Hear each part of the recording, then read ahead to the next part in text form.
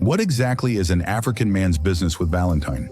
Is it the roses, the teddy bears, the last-minute panic transfers, or the pressure to perform romance on schedule? Because every February 14th, something interesting happens. Love is suddenly louder, probably the period when love is very loud throughout the entire year. Everything becomes romantically expensive, and everywhere becomes painted in red. And if you don't participate, you are questioned of your own free will. But pause for a moment. Before the shenanigans of flower vendors, before the countdowns on Instagram, before restaurants doubled their prices, how did we show love? Picture a small home in an African city a few years back. No heart-shaped balloons, no imported chocolates. A man wakes up early and goes to work. He brings back the best flower he can find for his wife, with all the grinning smile he can muster on his face, because why not? He sits with his family telling their love stories to his children. Before now, there was no February deadline. Love was not seasonal. It was visible in responsibility.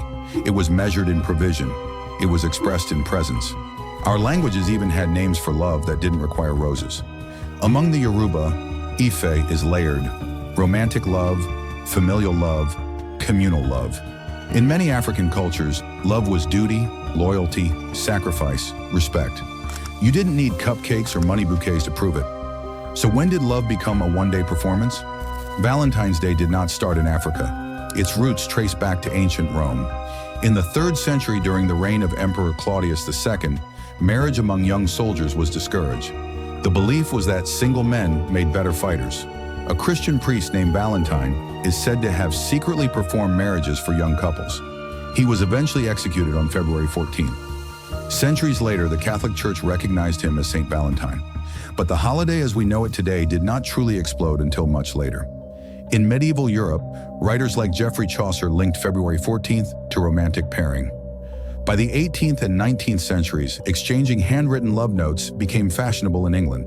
Then came mass-produced cards, then chocolates, then flowers, then the global marketing of Valentine. By the 20th century, Valentine's Day became commercialized, and with globalization, it traveled into African cities, supermarkets, and our timelines, not as a religious ritual or a cultural tradition, but as a consumer event. Now look around you. On Valentine's Day, an African man is measured by the substance he gives out. Did he buy enough? Did he surprise her publicly? Did he post it? But here's the uncomfortable question. Is love louder on February 14th? Or are we just louder about it? Because traditionally, many African societies valued consistency over spectacle. A husband who stood by his wife through hardship. A wife who defended her husband's name in public. Families who showed affection through food, time, and shared struggle. Love was quiet but solid. Now it risks becoming dramatic but temporary. This is not an argument against romance. It is a question about authenticity. If love requires imported symbols to feel real, what happened to our own language of affection? What happened to visiting her family out of respect, supporting her ambitions without announcement, protecting her dignity when she is not in the room, showing up daily, not annually? Because if February 14th disappears tomorrow, will love disappear too? Maybe the issue isn't Valentine's Day itself. Maybe the issue is forgetting that love in African culture was never meant to be outsourced. It was built into community, into rituals, into responsibility. Valentine's Day can be beautiful, but it should not replace our own ways. An African man's business with Valentine should not be pressure. It should be a choice. It should be an addition, not a replacement.